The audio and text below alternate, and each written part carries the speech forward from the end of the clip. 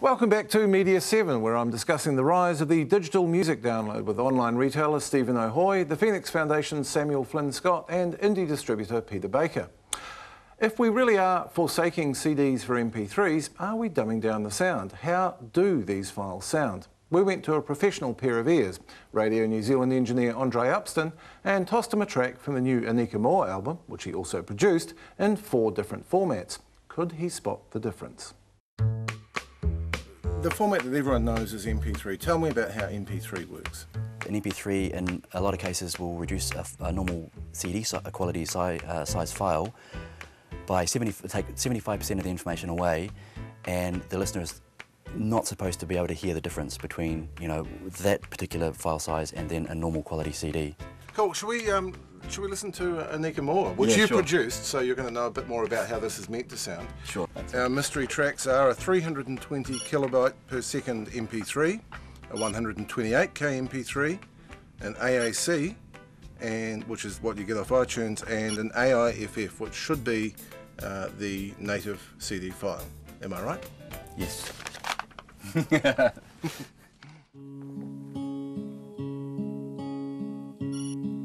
I love you in the morning. I need to tell you right now. If I'm walking forward with you, you need to realize. Okay, my guess with those 4 Anika tracks, track 1 is the 128 kilobyte. Correct. Track 2 is the AIFF. Correct. Track 3 is the AAC. Wrong. Ah. So it was hard to tell, and this is interesting because this is something that I read is the case. Yeah. Once you get up to a 320k MP3, it's hard to tell the difference between those two formats. Yeah. I was actually trying not to listen to the music at all. I was listening to all the stuff that was going on around the music, because with MP3s, that stuff tends to disappear.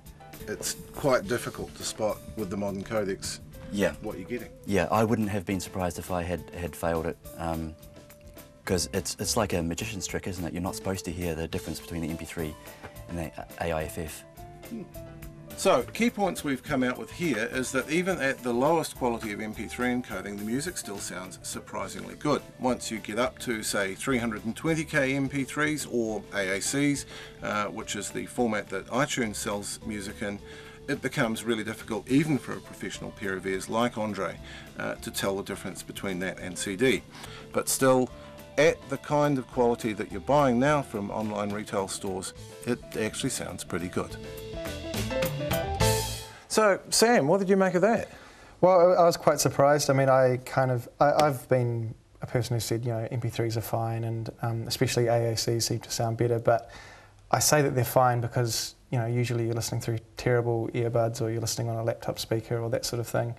But I figure if it's someone like Andre, and he did get them right, you know, to his credit, who's got a great pair of ears, you know, I really would think that he would go, oh no, the AIFFs sound a lot better.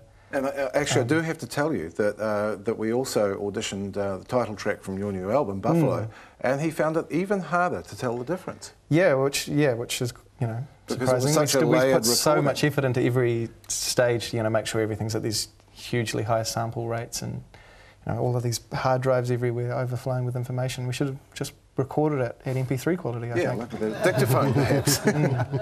But you have had fans coming to you wanting very, very high quality copies of the album. We've had requests to buy the album at 24-bit, 88,000 hertz or whatever it is. So that's the quality that we master the vinyl off, which is just about the quality that we record at. We were recording it at 96, but we could have been recording it at 88. How do you like to listen to your album?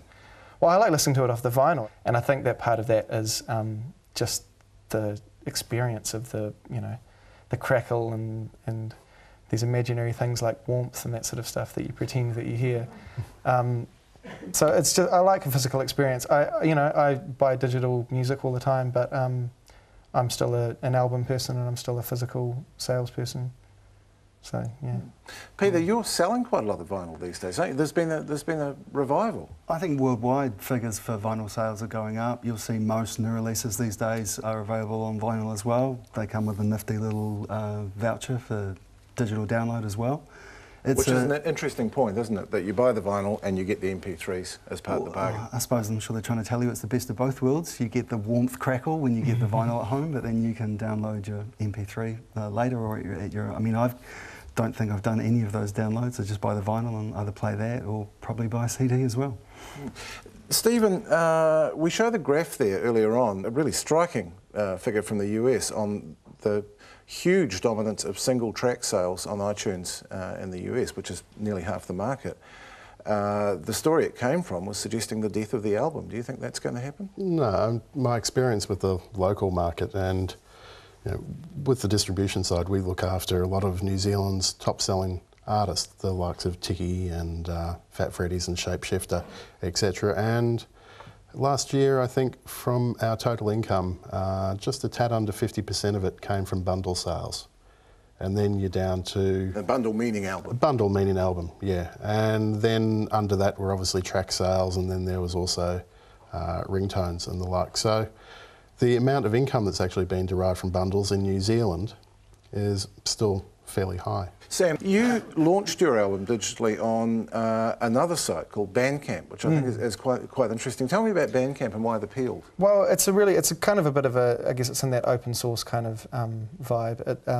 It does, you can download stuff at FLAC, which is like a lossless format and can be at higher bit rates and higher sample rates and that sort of thing. So you can actually go beyond CD, apparently. We haven't really checked that out yet. But also, I think Bandcamp is just a way to, it's a way to use a digital realm where you really go direct from the artist to the audience, and it becomes like a promotional tool. We've used it for free downloads and for collecting people's email addresses and doing little marketing things. And I think it actually really benefits the other digital formats. I think it's just a complementary kind of thing. Because, I mean, when we put it out, all of the effort went into saying, come get it off Bandcamp, and we'd already done the promos for people getting the free tracks from Bandcamp. But we still were #1 on iTunes the week the album came out, so I think if that's where the sales are. Whereas for fans, I get the feeling that Bandcamp gave me the feeling of being slightly closer to the band. Yeah, I think so. And also you pick your download format, which I think is great. And I'm not sure how easy it is to do that on iTunes. I was trying to work that out today, because I mean I do download stuff from iTunes, but I never select. So yeah, so you just get what you're given. But I like that idea that you can go, well, I want it in an Apple lossless, or I want it in FLAC or whatever, and get things the way you want them. And also you get to listen to the whole tracks, which I think is a massive difference between that and iTunes. So it's acting more like the radio model, You go there and you listen to the whole album if you want. You just listen to track after track. And then you go, well, I'm going to buy the album. And I really think that the idea that you want to restrict people to 30 seconds of a track or they're not going to buy this song is ridiculous, because you generally buy an album after you've listened to it and enjoyed it. You hear something on the radio and they don't play songs for 30 seconds on the radio and then say, well, if you want to hear the rest, you have to go buy it. So I think that side of Bandcamp works really well, and I think it's a nice part of, you can embed it in your website and use it as just another promotional tool and another way to get the whole thing there with having been able to listen to the whole track, we introduced that about a year and a half ago and immediately saw an increase in the number of tracks being sold.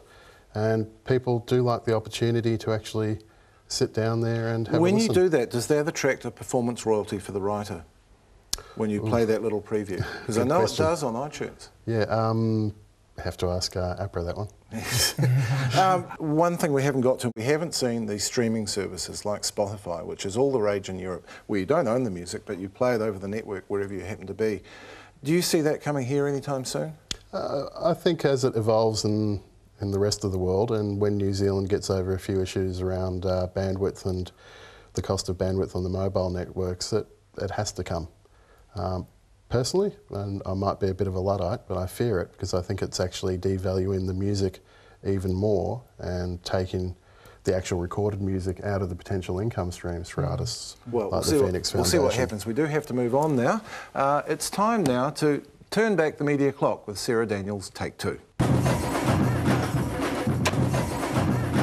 Last month, thousands showed up at a Queen Street march against mining. This is New Zealanders speaking with a really strong and really collective voice. The debutante media were aghast and agog. Today's 20,000 plus turnout is hoped to show how widespread the anger is. It's been a while since Kiwis have been mobilised in such an impassioned fashion. 33 years ago, a similar principle, protecting the land against the ravages of capitalism, was at the heart of New Zealand's longest protest, the Bastion Point occupation. These were the pictures and stories New Zealand saw. Over 200 Māori marched onto land once protected as inalienable and settled in to wait for the bulldozers.